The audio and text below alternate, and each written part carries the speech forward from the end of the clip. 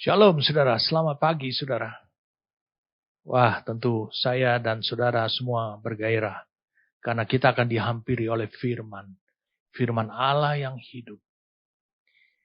Firman yang akan menuntun diri kita sehingga kita bisa menjadi gambar dan menampilkan gambar dari rupa Allah yang sempurna itu.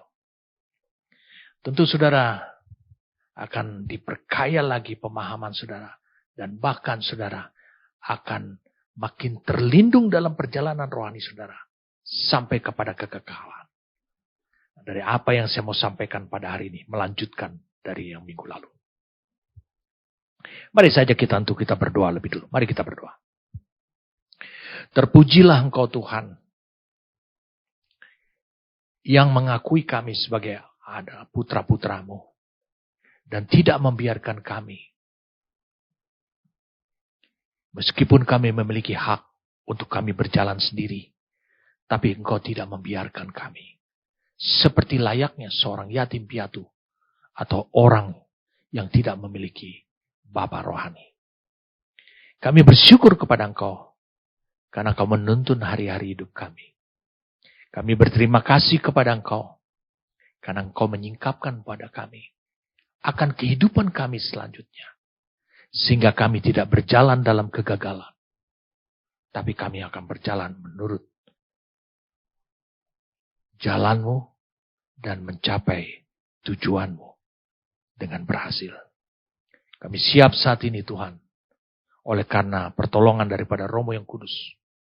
Siap untuk menerima firman.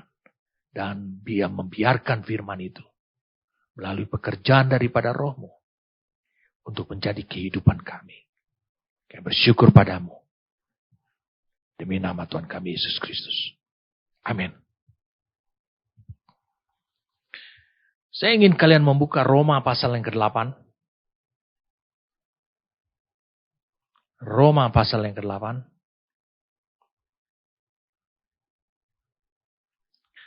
Ayat yang ke-33 dan 34. Siapakah yang akan menggugat orang-orang pilihan Allah? Allah yang membenarkan mereka. Siapakah yang akan menghukum mereka? Kristus Yesus yang telah mati. Bahkan lebih lagi yang telah bangkit. Dan juga duduk di sebelah kanan Allah. Yang malah menjadi pembela bagi kita. Siapa yang akan menggugat? Orang pilihan Allah. Allah ditunjukkan di sini adalah Allah yang membenarkan mereka. Allah yang menaruh, menyediakan tindakan-tindakan, menyiapkan pakaian yang kudus, pakaian kemenangan untuk saudara bisa menang. Bahkan perhiasan pada kepalamu. Allah yang melakukan. Apakah Allah yang akan menghukum kita? Tentu tidak. Menurut Roma 8. Jangan saudara merasa bahwa saudara sudah dalam posisi aman. Karena dari pihak Allah terhadap orang pilihannya. Ini bukan orang yang dipanggil. Tapi orang pilihannya. Terpilih. Ini adalah Allah akan menghukum saudara. Tidak. Kemudian dikatakan apakah Kristus Yesus yang telah mati? Oh, justru Dia mati untuk supaya saudara. Apakah Dia akan menghukum saudara? Bahkan lebih lagi yang telah bangkit. Dan juga duduk di sebelah kanan Allah. Yang malah menjadi pembela bagi kita. Mengapa Kristus menjadi pembela bagi kita? Karena Dia disebut anak domba Allah yang sempurna. Memberikan pengampunan dan keselamatan buat hidup kita. Tapi yang jadi persoalan adalah dari ayat 33 dan 34 ini. Ini kata yang dipertanyakan oleh Paulus kepada jemaat di Roma. Mengapa dipertanyakan? Untuk menunjukkan bahwa bukan dari pihak Allah.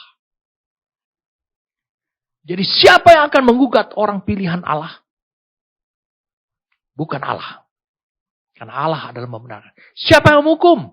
bukan Allah. Bahkan dikatakan, apakah Kristus Yesus? Bukan. Jadi siapa? Di sini tersembunyi, tetapi dengan jelas juga nampak konsekuensi daripada, dampaknya daripada dosa adalah maut. Roma 6 ayat 23. Sebab upah dosa adalah maut. Roma 3 ayat 23. Karena semua orang telah berbuat dosa, kehilangan kemuliaan Allah, kehidupan Allah. Tapi Yesus membayar. Tapi yang jadi persoalannya, dia membela saudara dengan membayar upah dosa tersebut. Maut. Tapi yang jadi persoalan adalah di sini. Kenapa orang percaya juga bisa dihukum? Kenapa orang pilihan juga bisa dihukum? Karena dia memiliki kehendak bebas untuk tidak menerima kesempurnaan nilai daripada anak domba yang disembelih untuk pengampunan dan untuk perjalanannya selamat sampai pada kehidupan yang kekal. Itu persoalannya. Tetapi ayat ini tidak bisa kita pakai. Dengan demikian saudara bisa berbuat dosa semena-menanya. Karena kalau engkau kembali lagi berbuat dosa, engkau hanya mau menerima keselamatan daripada Tuhan. Seperti orang Israel. Dia mengoles pada palang pintunya darah anak domba Paskah. Sehingga dia selamat dari kematian. Yang bisa melanda orang Israel, bisa melanda seluruh Mesir. Untuk anak sulung. Dan tetapi kemudian dalam perjalanan kehidupannya, mereka tidak mengerti.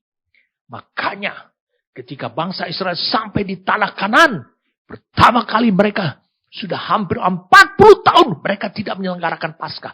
Mereka menyelenggarakan Paskah di Tanah Baru. Untuk mengingat perjalanan keselamatan mereka karena darah anak domba.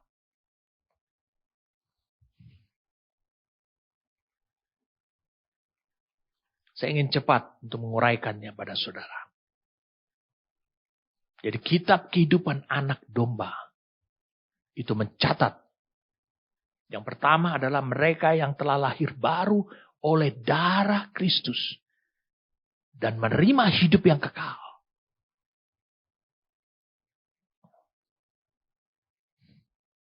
Mari kita lihat 1 Petrus. 1 Petrus.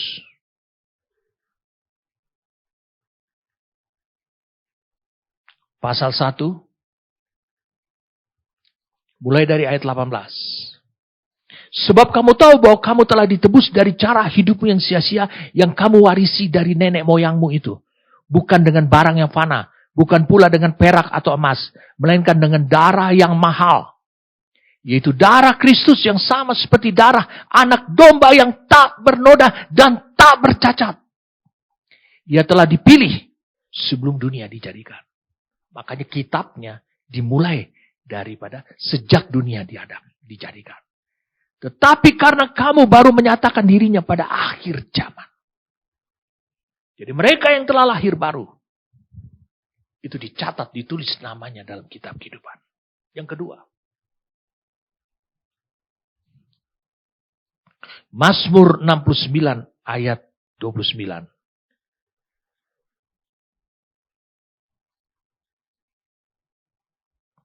Biarlah mereka dihapuskan dari kitab kehidupan. Janganlah mereka tercatat bersama-sama dengan orang-orang yang benar. Perjalanan hidup saudara harus bisa diidentifikasikan melalui gaya hidup saudara. Adalah engkau orang benar.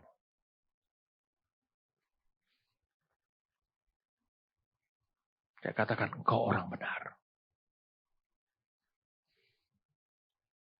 Itu sebabnya ketika engkau jatuh dalam dosa. undur dari Tuhan, segera engkau sadari, engkau berbalik melakukan perbuatan yang benar, yaitu bertobat. Bertobat itu, berbalik, menyadari bahwa engkau salah, itu adalah orang-orang benar. Yang ketiga, di Wahyu 3 ayat 5.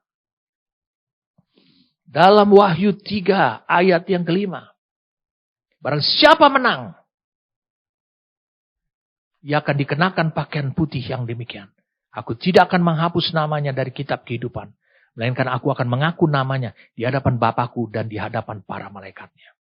Siapa menang? Menang atas kejahatan, menang atas dunia, sehingga perbuatan mereka tetap adalah suci. Akan dicatat dalam kitab kehidupan. Itu yang ketiga. Wahyu 20 ayat 12. Kitab kehidupan anak domba adalah Wahyu 20 ayat 12.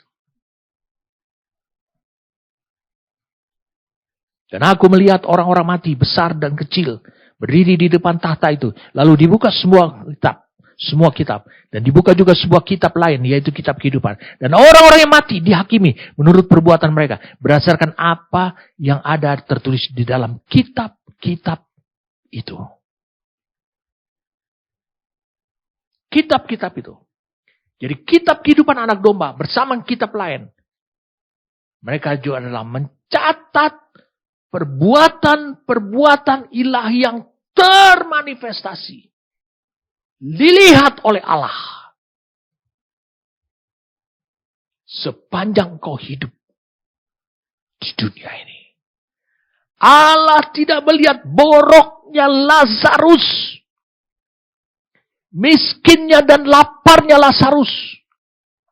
Allah melihat kehidupan ilahi karena iman. Makanya dia ada di dalam dekapan Abraham. Bapak orang percaya.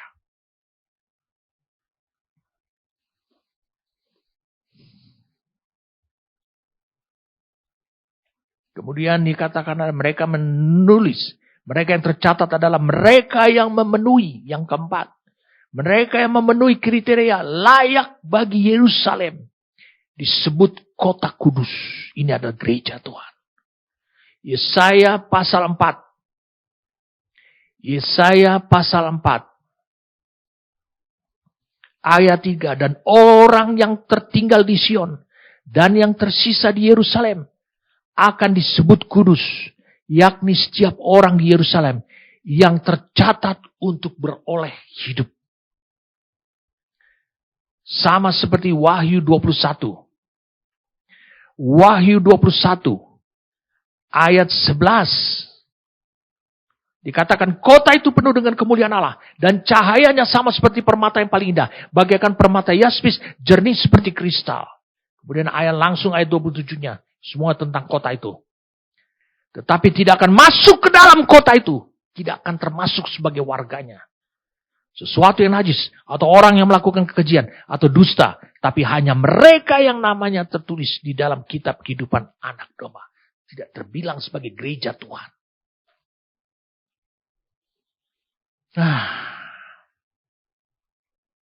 Jadi siapa mereka? Mereka yang hidup dengan Kristus selama-lamanya. Yang pasti akan hidup dengan Kristus selama-lamanya. Di sorga, di bumi. Itu yang namanya tercatat. Tertulis dalam kitab kehidupan anak domba. Saya ingin supaya kita beralih untuk melihat tulisan Rasul Paulus tentang kenapa nama itu tercatat dalam kitab kehidupan. Kok Allah pakai tradisi yang sebenarnya juga digunakan di dunia ini. Dan nama itu sangat esensial sekali tercatat itu. Mari saja kita untuk melihat Filipi 4 ayat 3 seperti apa yang diungkapkan oleh Rasul Paulus. Mari kita lihat. Bahkan kuminta kepadamu juga Sunzugos, temanku yang setia, tolonglah mereka karena mereka telah berjuang dengan aku dalam pekabaran jin. Bersama-sama dengan Clemens dan kawan-kawan kerja yang lain yang namanya tercantum dalam kitab kehidupan. Kalau engkau lihat dalam Filipi 3 ayat 20. Mari kita lihat.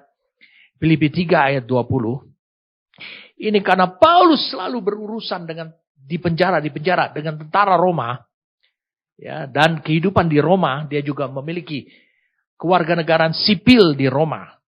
Kemudian dikatakan di sini di Filipi 3 ayat 20. Karena kewargaan kita adalah di dalam sorga. Dan dari situ juga kita menantikan Tuhan Yesus Kristus sebagai juru selamat. Tolong ingat ini saudaraku. Mengapa Paulus mengapa Rasul Yohanes juga memakai. Ini seperti apa yang terjadi di muka bumi ini.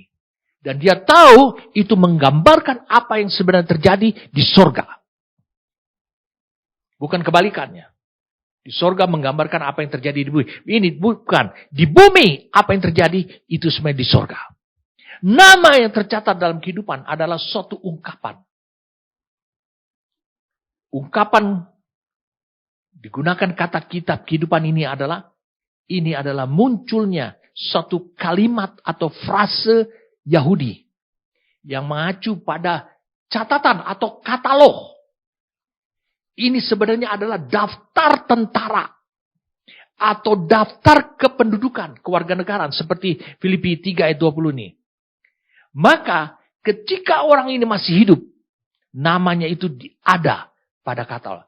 Tapi ketika dia sudah mati, namanya dicoret dari katalog. Apa arti rohaninya kata mati di Filipi ini? Yang Paulus maksudkan. Kata mati atau dihapus, itu adalah ditiadakan dari rencana Allah. Itu arti rohaninya, bukan arti lahirianya. Kata hidup, itu mengacu pada hidup yang kekal. Atau hidup ilahi. Maka seluruh kalimat itu sebenarnya, kalimat yang tadi, ditulis, tercatat, mengacu pada daftar daripada orang-orang yang disebut adalah sahabat-sahabat Allah ketika mereka masih hidup di dunia ini. Dan mereka terbilang seperti Filipi 4 ayat 3, teman-teman kerabat Rasul Paulus, teman sepelayanan dia, mereka terbilang, mereka hidup, mereka tidak mati. Terhadap rencana agung Allah di dunia ini. Itu artinya. Makanya, ini adalah keyakinan Rasul Paulus. Wow, saya semangat sekali. Mereka adalah orang-orang yang masuk, ditulis namanya. Paulus berani memastikan nama mereka tercatat dalam kitab kehidupan anak domba. Karena mereka masuk dalam rencana agungnya Allah. Mereka tidak mati. Nama mereka masih tertulis seperti daftar kependudukan. Segera dicoret. Hanya pernah ada di catatan lama bahwa mereka pernah hidup. Tapi sekarang sudah tiada. Jadi nama-nama mereka ini tertulis dalam kitab kehidupan dan tidak akan dihapuskan selama kehidupan mereka. Karena mereka masuk dalam rencana Allah. Nama ini tidak akan dihapus karena Allah sendiri yang menulisnya. Ini lebih kuat dari apa yang dinyatakan oleh Pilatus. Tulis nama Yesus orang Nazaret, Raja orang Yahudi. Yohanes 19 ayat 22, saudara lihat pada tayangannya. Pilatus berkata, apa yang kutulis tetap tertulis. Ini lebih lagi. Apa yang Allah tulis, hanya Allah yang bisa menghapusnya. Tetap tertulis saja. Jadi kalau Tuhan sudah mencatat nama di sana, maka siapa yang dapat melenyapkannya? Allah tidak bisa menghapusnya. Seperti permohonannya Musa.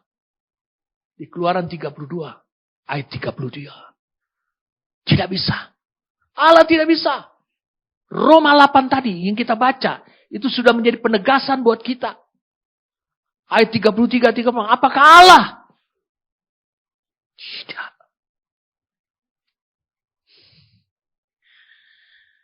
Haleluya, saudara.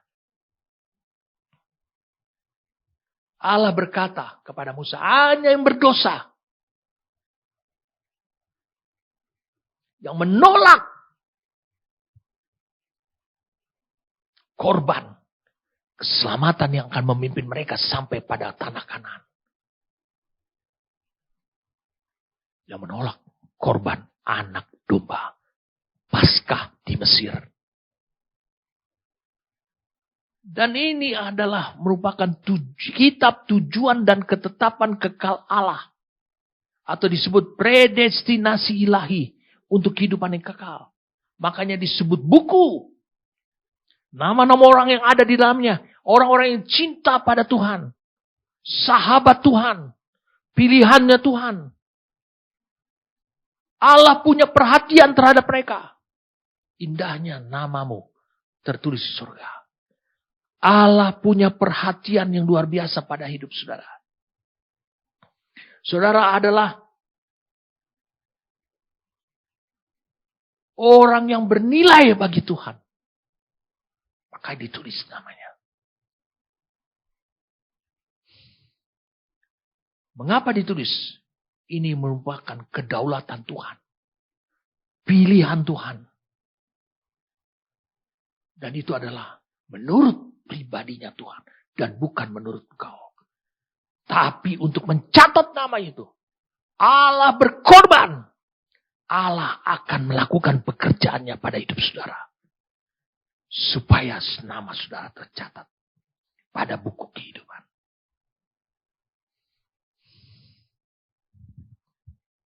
Sekarang saudara sudah bisa mengerti. Mengapa namamu tercatat. Lalu mungkin kau bertanya yang menakutkan buat hidupmu. Bagaimana mungkin seorang percaya bisa dihapus namanya dari kitab kehidupan. Kita belum membahasnya. Tetapi saya katakan kepada saudara. Saudara sudah memiliki dua contoh yang sudah sangat jelas. Dan kedua contoh tersebut diucapkan dari mulut Yesus sendiri. Tentu Yesus yang pernah berkata. Aku adalah jalan kebenaran kehidupan. Tentu dia tidak berbohong. Dan itu fakta nyata. Yang dia lihat. Siapa kedua orang ini? Yudas Iskariot. Yang kedua siapa? Kayafas. Saya pernah bagikan pada saudara. Meski Yudas tidak bersaksi dusta. Tentang apa yang dikatakannya. Apa yang dikerjakan oleh Yesus sang gurunya. Tetapi dia telah menggenapi. Mazmur 69 ayat 27. Mari kita lihat. Mazmur 69. Ayat 27. Itu yang digenapi oleh dia. Itu menjadi alasan. Dikatakan di sini sebab mereka mengejar orang-orang yang kau pukul. Tuhan yang memukul Kristus, Yesus. Mereka menambah kesakitan orang-orang yang kau tikam. Allah yang menikam. Yesus. Tapi dia menambah.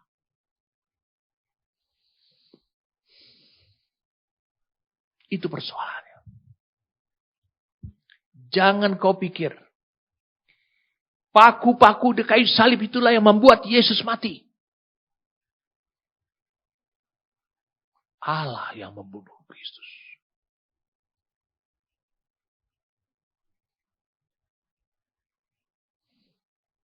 Kita lihat sekarang kembali lagi pada Yudas Iskariot. Bangsa Israel, mahkamah agama, Kayafas dan yang lain-lainnya. Mencari saksi dusta. Dan rela membayar saksi dusta. Untuk mengesahkan kematian Kristus. Mari kita lihat saudara. Di Matius pasal yang ke-26.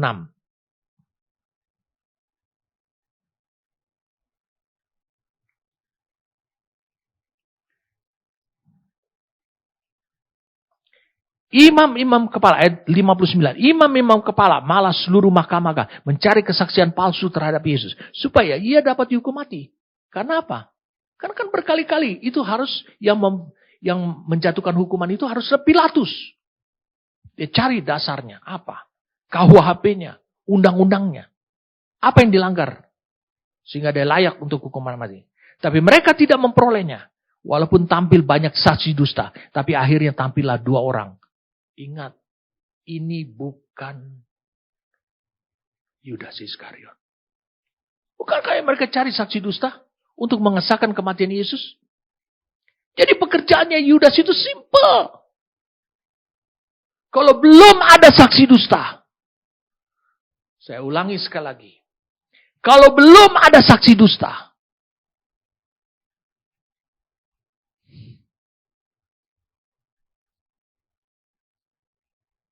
Maka mereka tahu bahwa Yesus akan dibebaskan nanti di pengadilan. Itu sebabnya mereka mencari saksi dusta. Oke, kalau begitu gini, tangkap saja dulu orangnya. Mereka mencari saksi dusta. Mereka tidak menemukan saksi dustanya melalui Yudas. Yudas hanya diminta untuk menunjukkan, menyerahkan Yesus, kata Alkitab. Lihat, Yudas itu adalah sahabat karib Tuhan.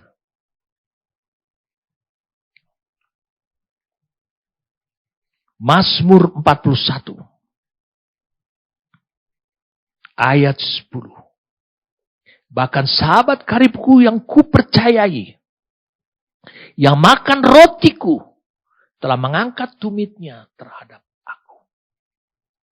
Ini tentang Yudas. Jadi, mungkinkah seorang percaya bisa dihapus namanya dari kitab? Bisa. Karena dia memiliki pengertian sendiri dan kehendak bebas. Kalau dia mau berjalan menurut pengertiannya sendiri, maka dia menolak darah anak domba yang sempurna akan membawa dia sampai pada keselamatan kekal. Jadi di sini ditekankan apa yang dilakukan Yudas. Menyesal kemudian. Lalu kemudian menanggung akibatnya sendiri. Akan membawa saudara ke neraka. Menyesal kemudian. Dan menanggung sendiri akibatnya. Akan membawa saudara kepada neraka. Itu sebabnya jangan menunda-nunda. Untuk pertobatan dan perubahan. Lihat. Paulus sendiri sudah tahu. Musa tahu. Namanya tertulis di Alkitab. Di dalam kitab kehidupan. Dia tahu. Itu adalah kehidupan kekal. Dia tahu nama sahabat-sahabat ini. Tertulis dalam kitab ini. Terlihat dari kehidupan mereka. Nah, baik. Untuk menjelaskan, saya akan jelaskan dari suatu gereja di Alkitab merupakan gereja Tuhan. Di mana Yesus sendiri menunjukkan bahwa ada ancaman. Firman Tuhan, apa yang dilihat oleh Rasul Yohanes, ada ancaman bahwa kemungkinan nama mereka, nama orang gereja yang sudah lahir baru ini, itu bisa dihapus. Mari saja kita melihat di Wahyu pasal 3, ayat 1 sampai ayat yang ke-6. Wahyu 3, ayat 1 sampai ayat yang ke-6. Dan tuliskanlah kepada malaikat jemaat di Sardis. Inilah firman Dia yang memiliki 7 roh Allah dan 7 bintang itu. Aku tahu segala pekerjaanmu. Engkau dikatakan hidup, padahal engkau mati. Bangunlah dan kuatkanlah apa yang masih tinggal, yang sudah hampir mati. Sebab tidak ada satupun dari pekerjaanmu aku dapati sempurna di hadapan Allahku. Karena itu ingatlah, bagaimana engkau telah menerima dan mendengarnya. Turutilah itu dan bertobatlah. Karena jikalau engkau tidak berjaga-jaga, aku akan datang seperti pencuri dan kau tidak tahu pada waktu manakah aku tiba-tiba datang kepadamu. Tetapi di Sardis, Ini gereja di Sardis. Ada beberapa orang yang tidak mencemarkan pakaiannya. Mereka akan berjalan dengan aku dalam pakaian putih. Karena mereka adalah layak untuk itu.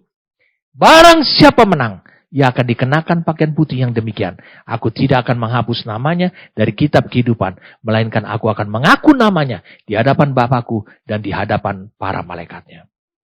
Siapa bertelinga, hendaklah mendengarkan apa yang dikatakan Roh kepada jemaat-jemaat. Ayat 6 ini menegaskan pada kita, saudara perlu dituntun, saudara perlu membuka hati, dan tidak berjalan menurut pengertian saudara sendiri. Dari apa yang dikatakan oleh Roh. Kemudian di ayat yang keempat. Tetapi di Sardis ada beberapa orang yang tidak mencemarkan pakaian. Mereka akan berjalan dengan aku dalam pakaian putih. Karena mereka adalah layak untuk itu. Padahal sebelumnya Tuhan mengatakan, aku tidak mendapati pekerjaanmu itu sempurna di hadapan. Engkau masih hampir mati atau sekarat. Siapa orang-orang yang tidak mencemarkan dirinya, mencemarkan pakaiannya itu, dan berjalan bersama dengan aku? Tentu saudara punya kesimpulan yang sama seperti saya. Ini bukanlah para pemimpin. Ini tetap adalah mungkin seperti jemaat atau anggota dalam satu gereja Tuhan. Yang tidak memberikan pengaruh besar. Dia hanya bisa bertahan untuk hidupnya sendiri. Berkenan di mata Tuhan. Nah, saya akan jelaskan tentang nama orang percaya. Ini gereja. Disebut di sini di ayat yang kelima. Ya. Ayat yang kelima. Aku tidak akan menghapus namanya dari kitab kehidupan. Untuk orang-orang yang sedikit. Yang bukan para pemimpin ini. Mari kita lihat beberapa hal dalam gereja di Sardis ini. Pada gereja di Sardis yang gereja yang mati sebenarnya. Sudah mati. Sudah tidak terlihat lagi. Hanya ada beberapa orang. Di sini disebutkan tentang 7 roh Allah.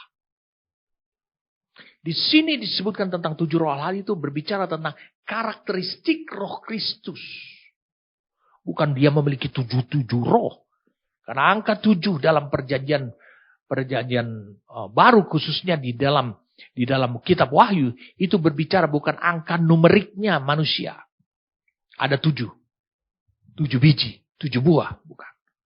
7 ini berbicara tentang karakteristik kesempurnaan daripada Roh Kristus. Yang kedua di sini disebutkan tentang kitab kehidupan. Yang ketiga kaitannya dengan kitab kehidupan nama dihapus. Yang keempat adalah berbicara tentang pakaian putih. Sebenarnya masih banyak hal-hal lain lagi yang kita mau gali bersama-sama. Saya mau singkapkan pada saudara supaya saudara makin kuat berjalan dalam perjalanan hidup ini di dunia ini. Saya awali dengan kalimat ini. Kota Sardis ini adalah kota perdagangan dan kota yang mewah. Ini termasuk jajahan daripada Roma. Jadi pada waktu itu mereka itu dalam jajahan daripada kekuatan Roma, kekaisaran Roma. Lalu kenapa mereka dikatakan mati? Di mata Allah ada satu kata mati. Yang menyebabkan kau mati yang saya pernah sampaikan minggu lalu. Engkau sudah mati terhadap rencana Allah. Terhadap apa yang Allah sediakan. Kau tidak bereaksi lagi terhadap hal-hal yang ilahi. Mengapa hal ini bisa terjadi? Karena engkau menjadi sama seperti dunia ini. Kehidupanmu. Hidup sama dengan dunia ini. Itu sangat rendah sekali di hadapan Allah nilainya. Tapi di sini dikatakan, tapi ada beberapa orang berpakaian putih. Dan pakaian putih ini juga disebutkan kembali lagi. Dalam Wahyu 19 ayat 8, saudara lihat pada tayangannya. Tapi ada beberapa di antara mereka yang tetap berpakaian putih. Pakaian putih ini adalah perbuatan-perbuatan benar.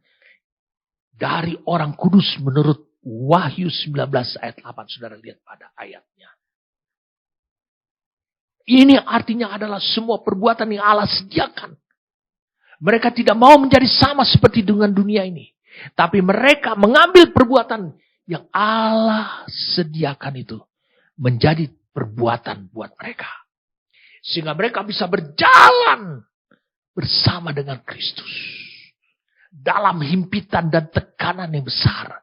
Dari musuh lahiriah, yaitu tentara Roma. Kemudian dari keduniawian, kemajuan zaman.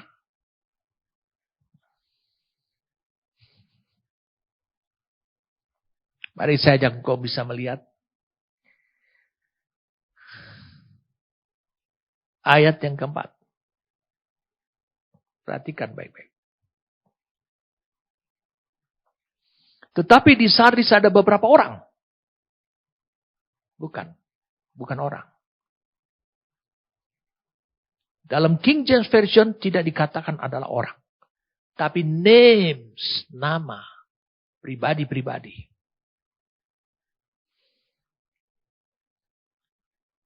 Itu sebabnya dilanjutkan di ayat 5-nya, nama mereka tidak akan kuhapus.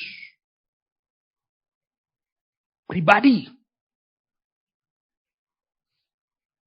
Ini digunakan kata onoma. G3686. Sekarang kita buka Keluaran 33 ayat 12. Lalu berkatalah Musa kepada Tuhan, memang engkau berfirman kepadaku, suruhlah bangsa ini berangkat, tetapi engkau tidak memberitahukan kepadaku, siapa yang akan kuutus. Siapa yang akan kau utus bersama-sama dengan aku. Namun demikian, engkau berfirman, aku mengenal namamu. Dan juga engkau mendapat kasih karunia di hadapanku. Aku mengenal namamu.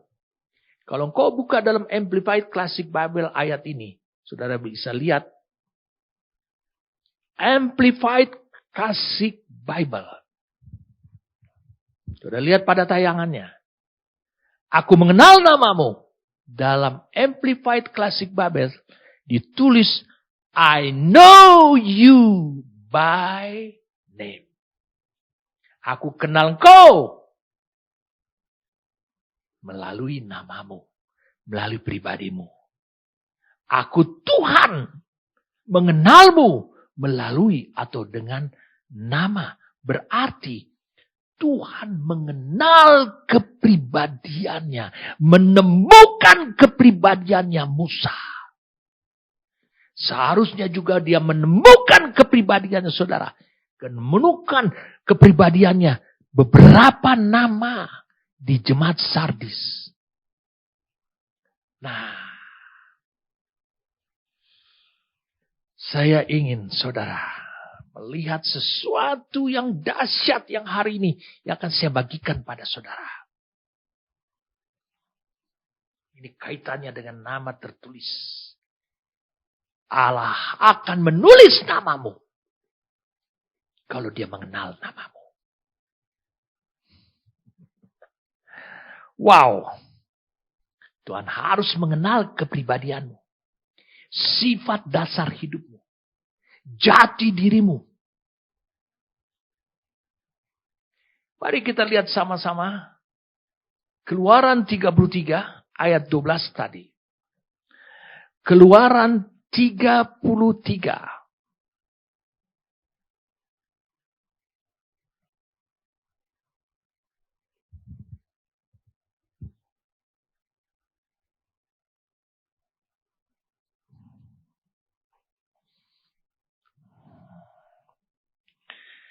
Keluaran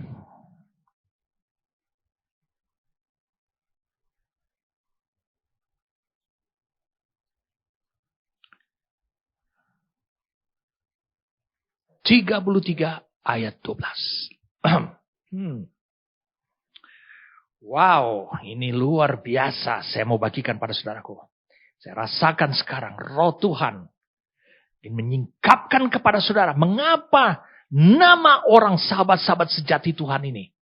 Nama orang yang pilihan Tuhan ini ditulis oleh Allah sendiri. Dan tidak ada yang bisa menghapusnya. Kecuali kehendak bebasmu. Yang merupakan konsekuensi. Sehingga Allah menghapusnya.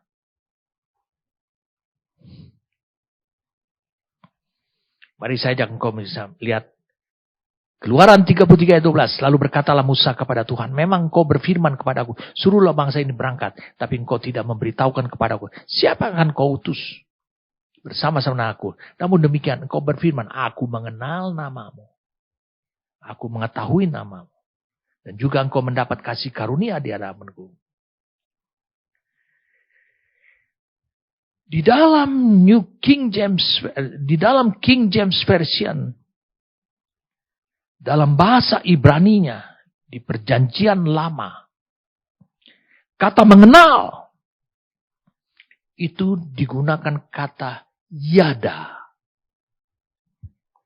H3045. H3045. Itu digunakan kata yada. H3045.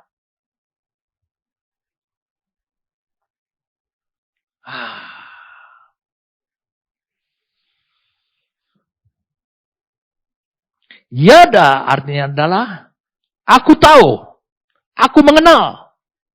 Tetapi di perjanjian lama, kata yada juga digunakan, dibuat pengertiannya. Mungkin saudara akan kaget mendengarkan hal ini. Kata yada digunakan adalah pada kalimat bersetubuh. Seperti suami istri, laki-laki dan perempuan. Dalam perjanjian lama.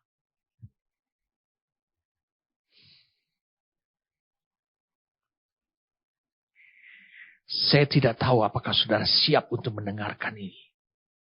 Itulah alasannya saudara bisa memastikan namamu tertulis dalam kitab kehidupan anak domba. Hanya apabila Allah yada terhadap engkau. Artinya, mungkin saudara ingin tahu kalimatnya itu di mana saja. Mari kita lihat.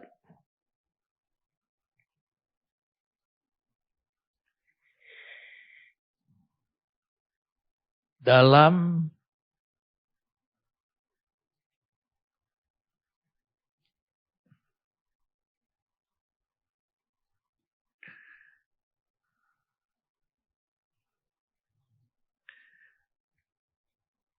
kita lihat saja kata yada digunakan kata bersetubuh. Dan itu cukup banyak. Mari kita sama-sama lihat.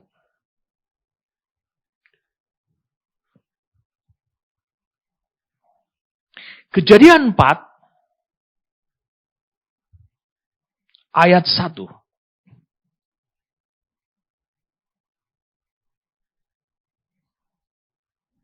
Dalam King James Version dikatakan ada, and Adam knew Eve.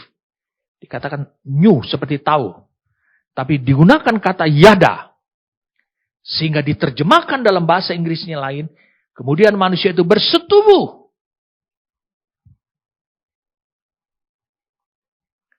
Saudara bisa lihat juga Kain bersetubuh dengan istrinya. Kejadian 4 ayat 17. Digunakan kata yada. Adam bersetubuh dengan Hawa. Kejadian 4 ayat 25. Maka lahirlah Set.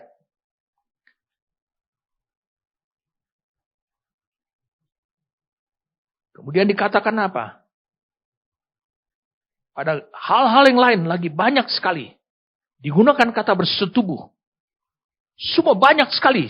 Saudara bisa melihat kata bersetubuh itu digunakan kata yada. Mengapa kata yada yang artinya tahu atau mengenal itu digunakan pengertiannya adalah bersetubuh. Ini berbicara tentang keintiman hidup. Perhatikan berkatakan, kalau Allah berkata, aku yada terhadap engkau, Musa. Berarti aku bukan hanya mengenal, aku memiliki tingkat keintiman dengan hidupmu. Itulah yang menjadi alasan bagi Tuhan untuk mencatat nama Musa, pribadi Musa, dalam kitab kehidupan. Karena dia yada. Tapi lebih daripada itu, kalau Allah bersetubuh seperti orang, suami dan istri, berarti Allah menikmati hubungan dan kehidupanmu. Banyak di antara kita hanya menikmati kehidupan dengan Allah. Kita menikmati kehidupan dengan Allah. Allah lebih. Orang-orang yang dicatat namanya, tertulis dalam kehidupan anak domba, artinya adalah orang-orang yang Tuhan tahu dan dia menikmati keintiman dari pribadi itu. Dia nikmati kehidupannya. Allah menikmatinya. Jadi Tuhan mempunyai hubungan yang intim dan menikmati kehidupan beberapa orang di jemaat Sardis, di gereja Tuhan di Sardis. Hanya beberapa orang. Makanya namanya tidak dihapus dari kitab kehidupan. Mari kita berangkat sekarang kepada Matius pasal yang ke-7. Matius 7. Ayat 21, bukan setiap orang yang berseru kepadaku, Tuhan, Tuhan akan masuk ke dalam kerajaan surga. Melainkan dia menaklukkan kehendak Bapakku yang di surga. Pada hari terakhir, banyak orang akan berseru kepadaku, Tuhan, Tuhan, bukankah kami bernubuat demi namamu? Lihat, dia melakukan pekerjaan untuk Tuhan. Saudara masih ingat Lukas 10, ayat 19-20. Jangan kamu bersukacita. Karena roh-roh itu, apa yang kau kerjakan untuk Tuhan? Bukankah kami bernubuat demi namamu dan mengusir setan demi namamu dan mengadakan banyak mujizat demi namamu juga melakukan pekerjaan. Pada waktu itulah aku akan berterus terang kepada mereka dan berkata, aku tidak pernah mengenal kamu. Kalau dalam bahasa Yunaninya tidak mengenal, itu digunakan kata G1097, ginosko. Tetapi dalam bahasa Ibraninya, ingat Alkitab pertama kali, itu ditulis oleh orang Ibrani. Oleh orang Yahudi. Memakai bahasa Yahudi. Pengertian Yahudi. Tuhan berkata, nyala daripadaku kamu sekalian. Aku tidak mengenal engkau. Aku tidak yada terhadap engkau. Aku tidak pernah menikmati kehidupan seperti itu. Jadi keintiman dengan Allah. Sehingga namamu tercatat di sorga. Dalam kitab kehidupannya. Lihat. Siapa mereka ini? Orang-orang yang memiliki hubungan intim dengan Tuhan. Dan Tuhan menikmati kehidupan orang ini. Seperti dia bersetubuh. Merasakan nikmatnya. Melakukan hubungan intim. Hubungan yang tertinggi. Seperti suami istri. Itu hubungan kesetaraan. Wow. Ini luar biasa sekali. Jadi benarlah apa yang dikatakan. Lukas 10 ayat 19 dan 20. Janganlah kamu bersukacita. Karena roh-roh itu takluk. Karena engkau bernubuat. Karena engkau melakukan pekerjaan demi namaku. Melakukan pekerjaan untuk Tuhan. Tidak. Tapi Tuhan berkeinginan untuk menikmati hidupmu. Makanya dia mengerjakan. Melakukan pekerjaannya. Bekerja dalam hidup saudara. Memberikan kepada saudara. Untuk kemudian dia nikmati hidupmu.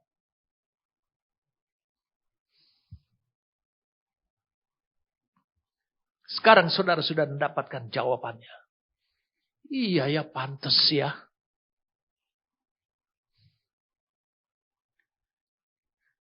Si Lazarus yang miskin dan borokan itu.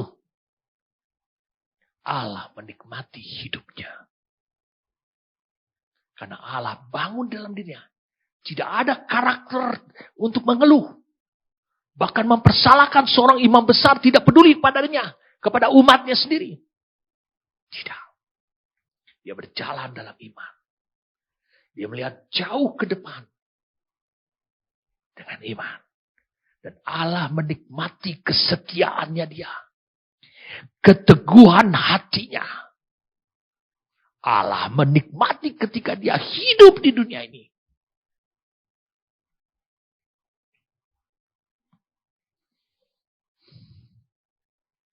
Itu sebabnya namanya tidak dihapus. Bagi berapa orang di jemaat Sardis. Mengapa mereka tidak dihapus? Di sini dituliskan dengan benar. Ayat 4-nya. Tapi ada beberapa orang yang tidak mencemarkan pakaiannya. Saya sudah jelaskan berminggu-minggu. Pakaian itu disediakan oleh Allah. Kenakan ini kepada imam besar Yosua di Zakaria pasal 3. Allah mengerjakannya. Untuk Allah menikmati. Seperti pasangan suami istri. Persetubuhan. Yada. Pakaian mereka tidak dicemarkan. Oleh keinginan-keinginan dosa. Mari saja kita melihat Yudas ayat 23. Yudas ayat 23.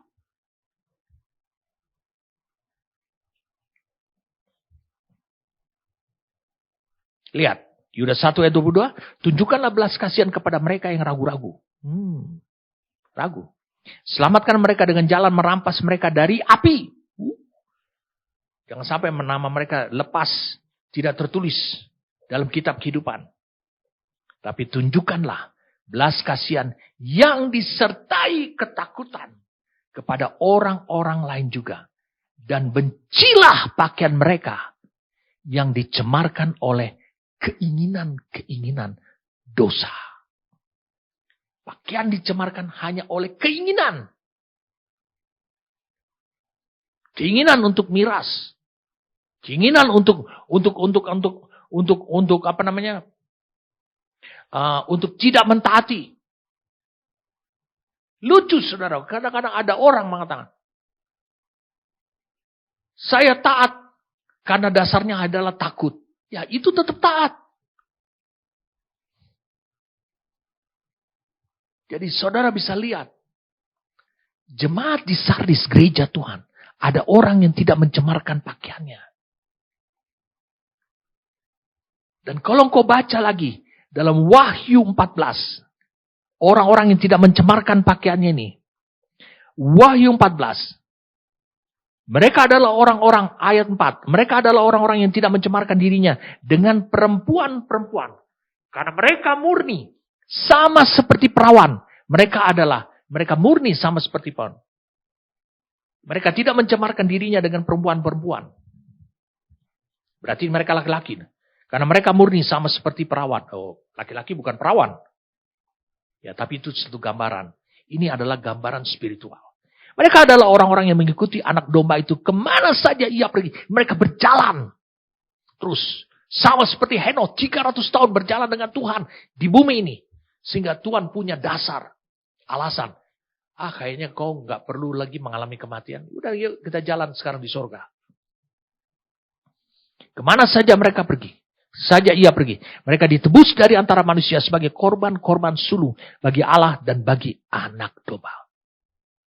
Mereka, menurut ayat ini, mereka tidak mencemarkan diri dengan perempuan sama seperti perawan.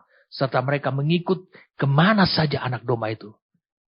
Tapi di ayat 5, di sini dikatakan. Dan di dalam mulut mereka tidak terdapat dusta. Mereka tidak bercela. Mereka enggak pernah mengeluh. Gak pernah mengeluarkan kata-kata dusta dan celah. Sama seperti Kayafas. Lidahnya mengalami dosa. Karena dia mengucapkan di kemudian hari hal-hal yang mengakibatkan hutang darah. Jadi ini beberapa nama dikatakan oleh Alkitab, beberapa nama dikatakan di sini. Ini di jemaat di Sardis adalah yang tidak mencemarkan dirinya. Beberapa nama, beberapa pribadi dengan dosa kehidupan duniawi seperti di kota Sardis. Baik, mari kita bisa melihat sekarang. Sama-sama kita bisa melihat.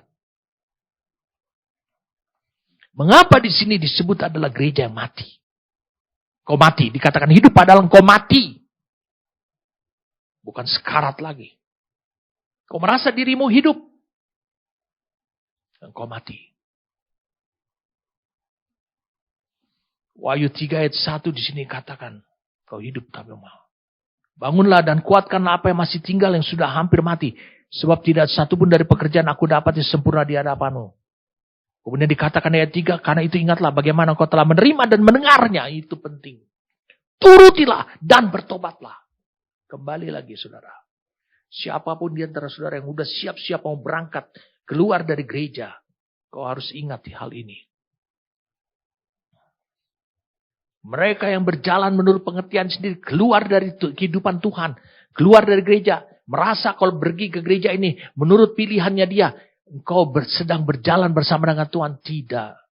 Kau sedang berjalan. Dan kau punya potensial. Punya peluang besar. Untuk dihapus namanya. Kita lihat sekarang Wahyu 3 ayat 1 dan 2. Kita bahas dulu. Tidak ada pekerjaanmu yang sempurna dikatakan.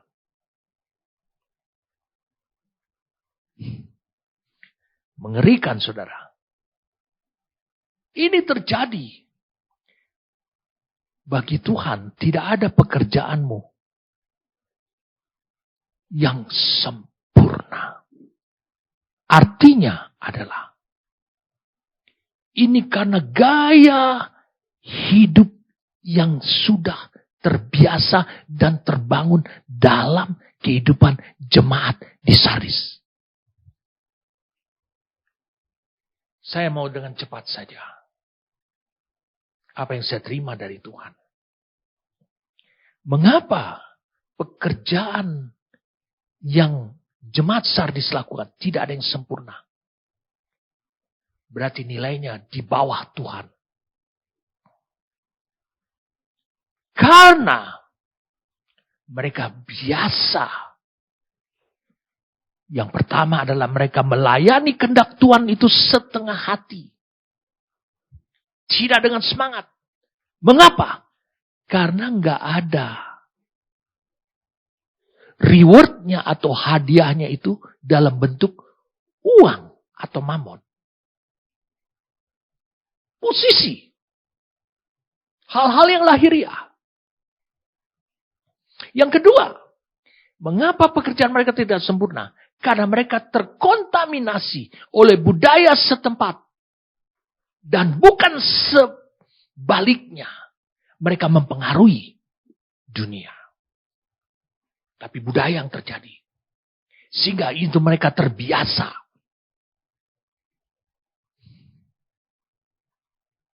Yang ketiga. Ini menurut sejarah. Kemakmuran yang dialami jemaat. Membuat mereka merasa. Saya ulangi, kemakmuran. Ataupun kekayaan yang dialami jemaat.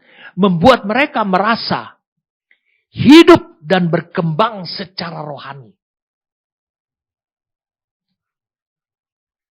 Padahal Tuhan melihat mereka. Mereka tuh mati. Mati terhadap apa? Terhadap rencana Allah. Terhadap takdir yang Allah sudah tetapkan. Itu sebabnya. Kita lihat di sini. Kristus datang dalam wujud. Aku adalah ketujuh roh Allah. Apa artinya ketujuh roh Allah? Itu artinya kehadiran ataupun kepenuhan secara utuh Roh Kudus. Dia bukan hanya diam, tapi dia hadir nyata secara utuh, membuat saudara bisa hidup. Nama saudara tidak dihapus. Sebab ketujuh bintang, saya ulangi, ketujuh bintang itu berbicara tentang pemimpin jemaat. Saudara bisa lihat di Wahyu pasal 1.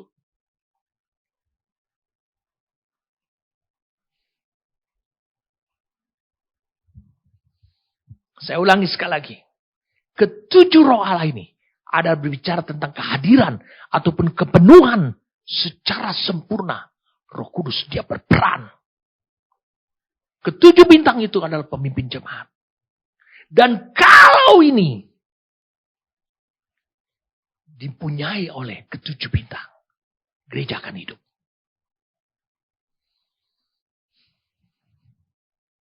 Mari saya ajak kau melihat lagi. Yohanes 16.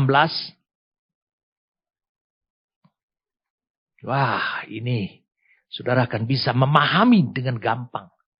16 ayat 13. Tetapi apabila ia datang, yaitu roh kebenaran, ia akan memimpin kamu ke dalam seluruh kebenaran. Sebab ia tidak akan berkata, dia akan memimpin. Ini pekerjaan ketujuh roh Allah. Sempurna. Ia tidak akan berkata-kata dari dirinya sendiri, tetapi segala sesuatu yang dengarnya, itulah yang akan dikatakan. Dan ia akan memberitakan kepadamu hal-hal yang akan datang. Ia akan memuliakan aku, sebab ia akan memberitakan kepadamu apa yang diterimanya daripada aku. Segala sesuatu yang Bapa punya adalah aku punya. Sebab itu aku berkata, ia akan memberitakan kepadamu apa yang diterimanya daripadaku. Tinggal sesaat saja dan kamu tidak melihat aku lagi. Dan tinggal sesaat saja pula dan kamu akan melihat aku. Kalau ini dikaitkan dengan Kisah Rasul 2 ayat 33. Dan sesudah ia ditinggikan oleh tangan kanan Allah dan menerima Roh Kudus. Ini yang apa Bapa punya, yang Yesus katakan, itu punya aku. Dan menerima Roh Kudus yang dijanjikan, maka dicurahkannya dari apa yang kau lihat dan dengar itu. Jadi, peranan, kehadiran, kepenuhan, sempurnanya Roh Kudus dalam hidup saudara. Yaitu, karena Roh Kudus itu diterima dari Bapa. Pada awalnya itu adalah milik Kristus juga. Tetapi karena Kristus mengosongkan dirinya. Kristus mengosongkan dirinya. Kosong dan menjadi anak manusia. Meskipun apa yang Bapa punya juga kepunyaan Yesus. Tapi Yesus saat Yesus telah selesaikan semuanya. Dia bersama-sama dengan Roh Kudus. Yang bekerja sama dengan dirinya. Maka dia menerima kembali apa yang dia miliki dulu dari Bapa, yaitu Roh Kudus. Mengapa ketujuh roh Allah ini menjadi dasar pemberitaan kepada jemaat di Sardis? Karena hanya Roh Kudus saja yang mampu untuk menghidupkan apa yang sudah hampir mati atau yang telah mati. Membangkitkan kembali seperti di ayat yang ketiga itu. Hanya Roh Kudus saja. Karena itu bahwa engkau telah menerima dan mendengarnya. Di ayat yang kedua, bangunlah, kuatkan apa yang masih tinggal. Hanya Roh Kudus. Kalau dia berperan dalam hidup saudara.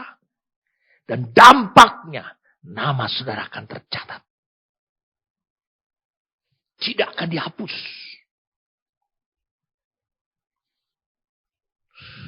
Ayat 2 dan 3, bangunlah dia.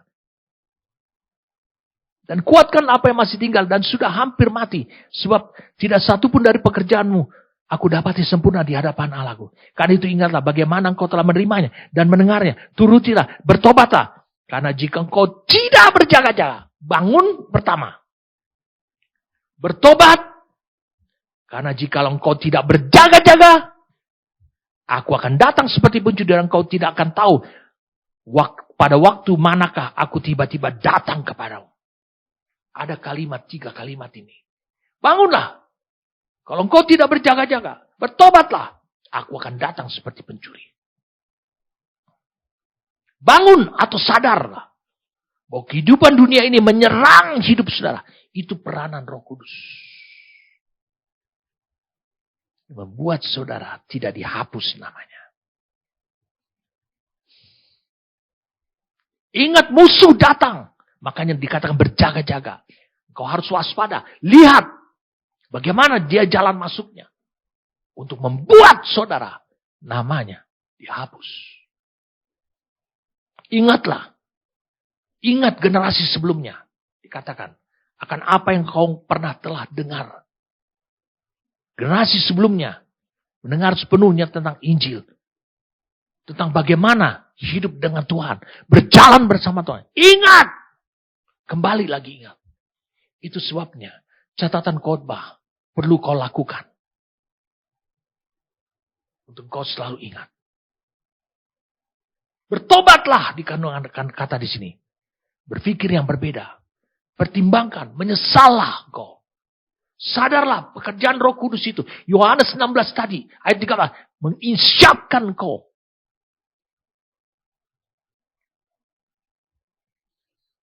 Wah, ini dia. Sekarang kita sampai setelah pembahasan ini. Janji Tuhan pada jemaat di Sardis. Saya katakan janji Tuhan pada jemaat di Sardis. Jika menang, mereka akan apa? Yang pertama,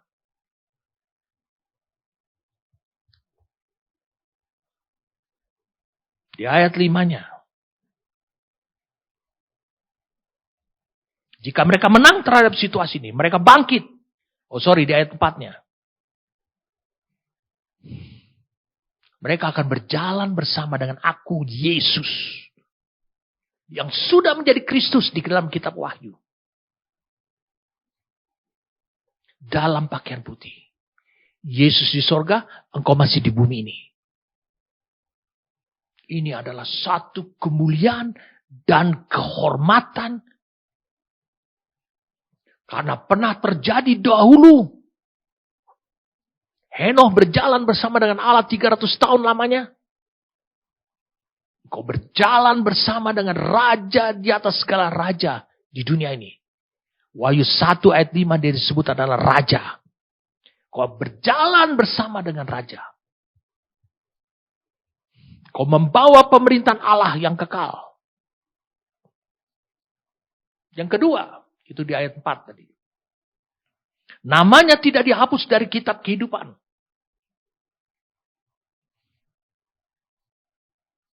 Jadi janji Tuhan kalau engkau menang terhadap situasi ini. Terhadap bahaya menyerang hidup saudara. Namanya tidak akan dihapus dari kitab kehidupan. Perhatikan. Bagaimana nama bisa dihapus dan mengapa nama dihapus? Orang Israel itu sangat akurat dalam pencatatan nama.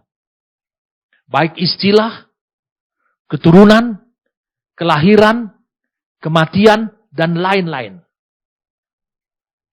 Dan pada masa pembuangan di Babel, kalau kau baca di Nehemia, saudara bisa lihat. Dalam tayangan Nehemia 7, ayat 5 sampai 6. Saudara lihat ayat 5. Saudara lihat ayat 6. Kemudian Nehemia 12. Ayat 22 sampai 24. Saudara lihat pada tayangan. Mulai dari ayat 22. Lalu kemudian saudara baca ayat 23. Dan ayat 24. Jadi mereka mencatat. Pada masa pembuangan di Babel. Nama-nama orang. Karena mereka meniru Allah. Kemudian Yehezkiel 13. Mari kita lihat Yehezkiel 13. Ayat 9. Aku akan mengacungkan tanganku melawan nabi-nabi yang melihat perkara-perkara menipu dan yang mengucapkan tenungan-tenungan bohong. Mereka tidak termasuk perkumpulan umatku dan tidak akan tercatat dalam daftar kaum Israel dan tidak akan masuk lagi di tanah Israel. Dan kamu akan mengetahui bahwa akulah Tuhan Allahmu. Tidak akan tercatat. Jadi para nabi palsu yang percaya akan berita tipuan bohong, dihapus namanya. Kalau orang Romawi menghapus nama pelaku kejahatan, itu sebelum dihukum mati. Orang Romawi. Dan ini yang mereka lakukan juga. Juga orang Kristen yang tidak menyembah kaisar akan dicoret atau dihapus dan tidak diakui kewarganegaraannya.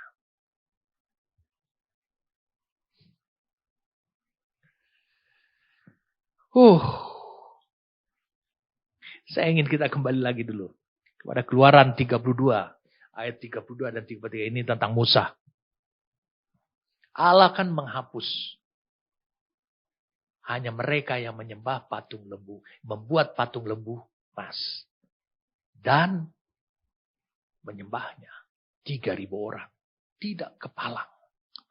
Tidak ada rasa belas kasihan. Mereka justru sangat mengasihi Allah. Sehingga mereka membantai Bani Lewi ini. Membantai 3.000 orang. Makanya Daud juga mengatakan demikian. Hapus nama mereka yang tidak benar itu. Jangan terhitung dalam nama-namanya tercatat sebagai disatukan dengan dalam kitab kehidupan. Bersama dengan orang-orang benar. Mazmur 69 ayat 29. Saudara tahu ayatnya. Jadi nggak bisa dicampur orang jahat bersama dengan orang benar. Nah, dari sini kita bisa lihat bahwa jemaat di Sardis ini, saya ulangi, jemaat di Sardis ini adalah jemaat, saya ulangi, adalah jemaat yang memiliki kemampuan untuk menang terhadap situasi beberapa nama. Menang terhadap perubahan dunia. Keinginan terhadap serangan dunia. Dan juga mereka mampu berjalan bersama dengan Kristus. Dengan jubah putih. Jubah kesucian.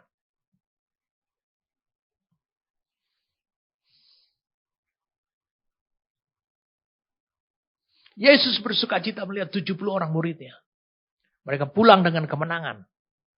Tapi kemenangan yang paling dahsyat yang mereka Yesus lihat adalah lihat pekerjaan Allah dalam hidup mereka ke-70 orang ini. Saya bisa pastikan bahwa ke-70 orang ini termasuk 120 orang di loteng atas.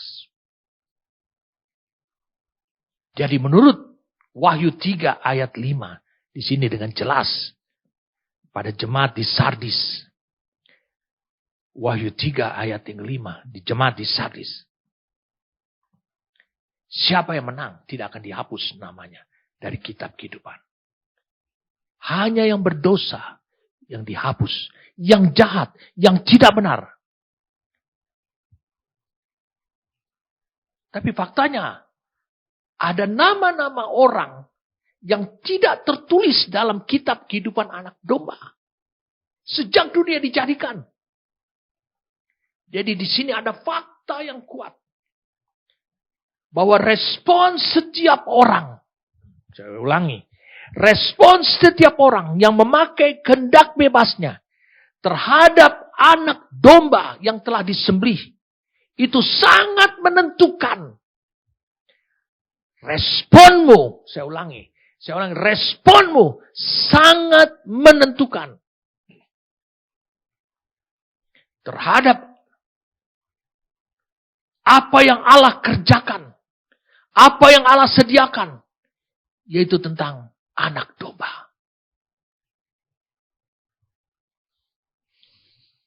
Saya mau kasih tahu, mau beritahukan kepada saudara, ini semua peranan dan kekuasaan dari kehendak bebas manusia menentukan responmu.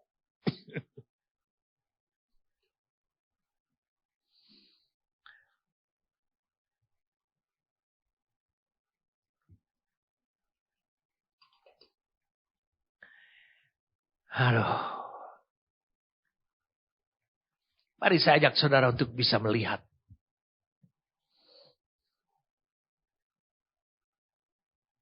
Supaya saudara jangan bingung. Kok ada 3 kelompok orang? Yang pertama adalah yang namanya tidak tertulis. Yang kedua adalah yang namanya tertulis. Yang ketiga adalah yang namanya pernah tertulis dan dihapus. Alkitab menjelaskan seperti itu. Lalu mungkin saudara bingung. Wow, kok bagaimana? Dan saudara mulai mengalami ketakutan. Takut namanya dihapus. Saya ingin Roh Tuhan menolong saudara untuk bisa membaca Alkitab dengan benar. Karena ketika Alkitab saudara. Karena ketika Alkitab menulis, itu ada 2 perspektif. Saya katakan 2 perspektif. Ataupun sudut pandang.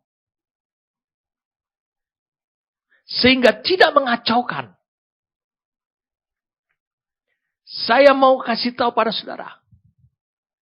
Sebenarnya, saya ulangi. Sebenarnya, hanya ada 2 kelompok orang. Bukan 3. Namanya tertulis dalam kitab anak domba. Atau tertulis dalam kitab kehidupan anak domba. Hanya ada 2 ini saja. Lalu mengapa ada 3? Perhatikan baik-baik. Menurut perspektif kemahatauan Allah. Saya ulangi sekali lagi. Menurut perspektif kemahatauan Allah.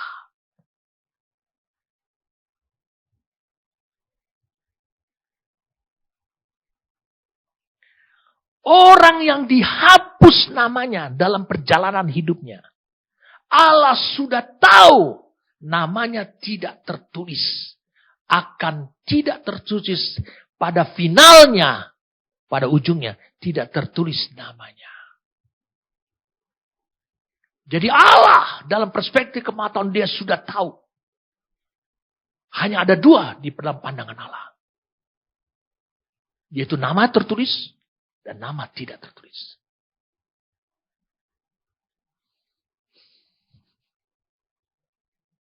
Jadi, dari perspektif kemahatauan Allah, orang yang dihapus namanya itu, sebenarnya dia termasuk kelompok tidak tertulis namanya. Tapi dalam perspektif kemahatauan Allah. Karena Allah sudah tahu ketika akhir hidupnya, ketika dia mati. Itulah yang dilakukan oleh Yesus. Melihat Kayafas. Melihat Yudas. Dan dia melihat juga Petrus yang menyangkal, bersumpah, bersaksi dusta. Tidak mengenal Tuhan. Mengutuk tidak mengenal Tuhan. Dia juga yang tahu bahwa Petrus akan bertobat. Itu perspektif kemahatauan Allah.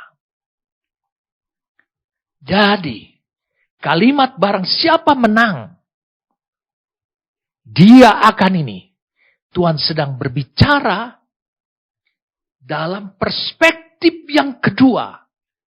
Yaitu perspektif perjalanan hidup manusia.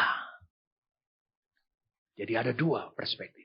Perspektif kemahatauan Allah dan perspektif perjalanan hidup manusia. Jadi kitab kehidupan mencatat semua perjalanan hidup manusia toh. Dan pada akhirnya akan ada penghapusan nama. Dicatat dulu nama, kemudian dihapus dalam kehidupan itu. Itu adalah karena melihat dari sudut pandang perjalanan hidupnya dia gagal. Tetapi dalam perspektif Allah, orang ini tetap termasuk adalah dia orang yang tidak tertulis namanya. Jadi karena dia gagal di tengah jalan.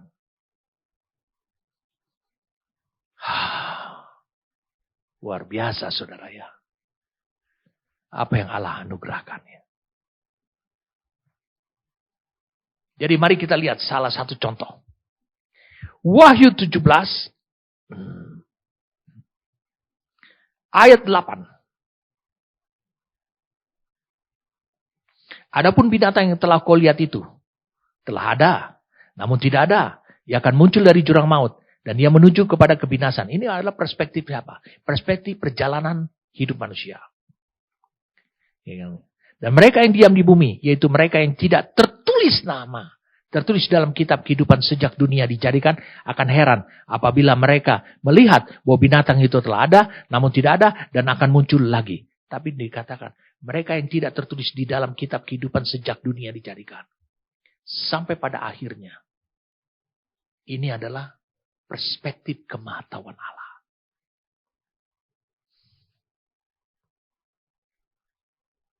Wahyu 13. Ayatnya yang ke-8.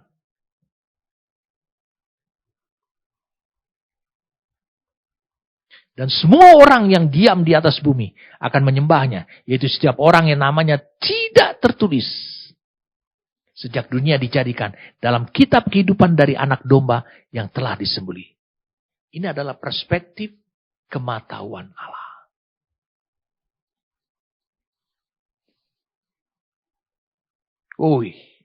Haleluya saudara. Kalau begitu, 3.000 orang yang dibunuh di padang gurun. Dia berbicara tentang 3.000 nama orang itu dihapus. Ketika Allah menyebutkan nama orang itu dihapus, Allah memakai firman-Nya, perkataannya itu dari perspektif perjalanan hidup manusia. Karena sebelumnya Allah sudah tahu 3.000 orang itu sudah tidak tertulis lagi. Oke, sekarang kita lanjutkan lagi. Wahyu pasal yang ketiga tadi. Jemaat di Sardis. Ayat. Kemudian dikatakan barang siapa menang. Dikatakan apa? Di ayat 5. Aku akan, barang siapa menang, yang akan dikenakan pakaian putih. Yang demikian, aku tidak akan menghapus namanya dari kitab kehidupan. Melainkan aku akan mengaku namanya di hadapan Bapakku dan di hadapan para malaikatnya. Aku akan mengaku. Diakui di hadapan Bapa namanya. Dan para malaikatnya.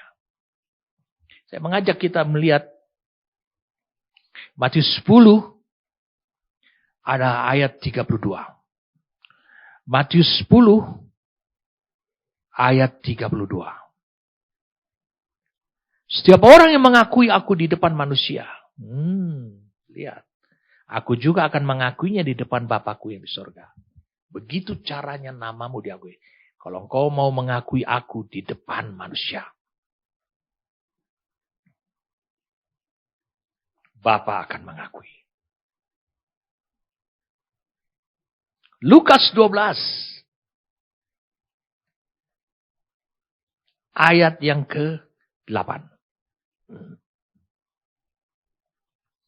Aku berkata kepadamu, setiap orang yang mengakui aku di depan manusia, anak manusia, lihat, Kristus, juga akan mengakui dia di depan malaikat-malaikat Allah. Jadi sangat penting mengakui mengakui Kristus, Yesus, anak manusia. Mengakui Yesus di hadapan manusia. Apapun nyawa tandingannya, jabatannya hilang. Dia mau mengakui bahwa itulah kehidupannya dia. Maka engkau bukan hanya berjalan bersama dengan Kristus, tapi juga Bapa akan mengakui engkau. Kalau Bapa mengakui engkau, saya ulangi, kalau Bapa mengakui engkau, luar biasa. Dia akan mengetahui hidupmu, mengenal hidupmu, ginosko, tapi juga dalam bahasa Ibrani, yada.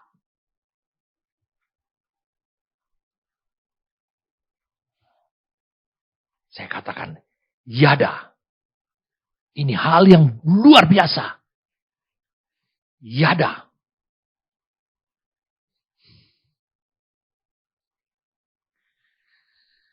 Nama diakui. Jadi responmu terhadap Kristus itu akan menentukan nasib akhirmu. Saya ulangi, responmu terhadap Kristus sangat menentukan nasib akhirmu. Jadi kembali lagi, kehendak bebas saudara. Saya ulangi, kehendak bebas saudara. Saya ulangi lagi, kehendak bebas saudara. Itu menentukan semuanya.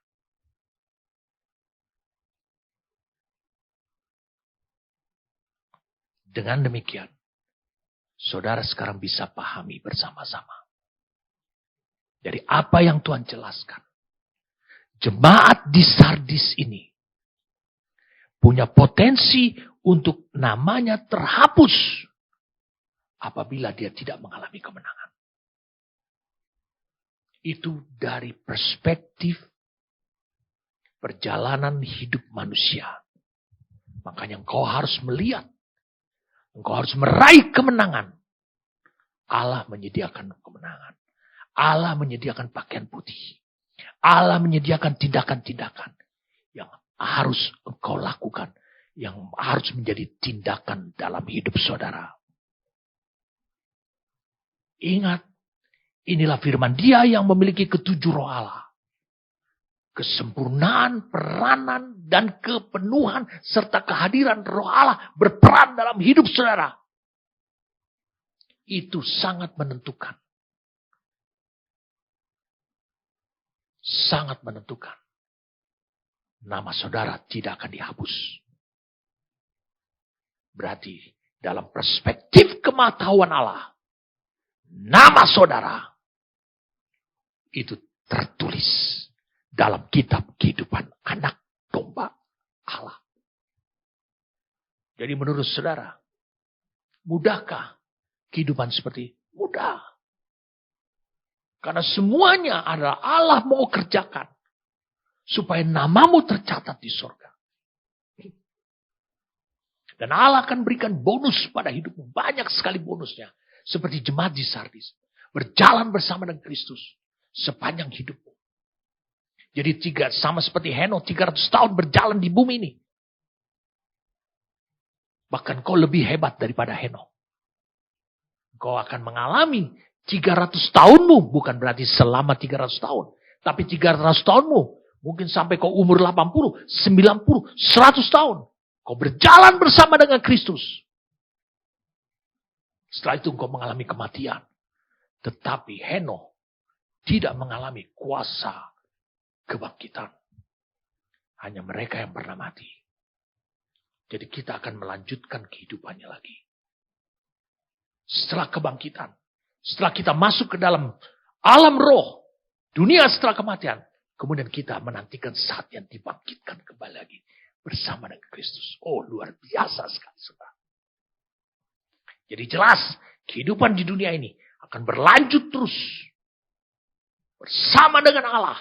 Berjalan terus bersama dengan Allah. dalam kekekalan.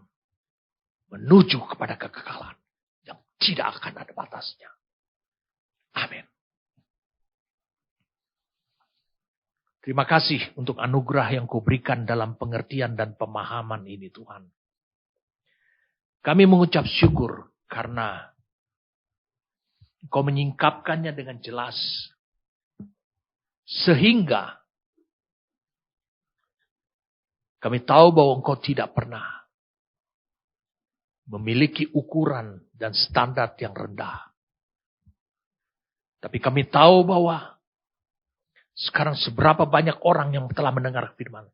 Kami tahu bahwa semua itu adalah konsekuensi daripada respon kami terhadap apa yang Engkau kerjakan, apa yang Engkau sediakan Tuhan. Untuk hidup kami. Selama kami hidup di dunia ini. Terima kasih karena Engkau tidak pernah menggugat orang pilihan-Mu. Bahkan menghukum orang pilihan. Kami bersyukur kepadamu untuk anugerah ini. Bahkan Kristus menjadi pembela buat hidup kami. Dia membela dengan dia mau mati. Memberikan dirinya sebagai anak domba yang sempurna. Saya berdoa pada saudara, terimalah kesempurnaan anak domba Allah yang disembelih itu. Terima kesempurnaan itu. Karena kalau engkau menerima kesempurnaan itu, maka engkau akan berjalan terus selama di bumi ini sebagai orang yang namanya tercatat ataupun tertulis di sorga. Kami berucap syukur kepadamu Tuhan untuk anugerah dan pemahaman yang kau berikan kepada kami. Terima kasih karena engkau memberikan kepada kami suatu gambaran kehidupan yang sangat indah. Yang tidak pernah terbayangkan selama di dunia ini dan akan berlanjut nanti dalam kehidupan di sorga. Bersama dengan engkau dan juga pada hari kebangkitan. Sampai kepada kekekalan. Terima kasih. Kami bersyukur padamu untuk firman-Mu. Demi nama Tuhan kami Yesus Kristus. Amin.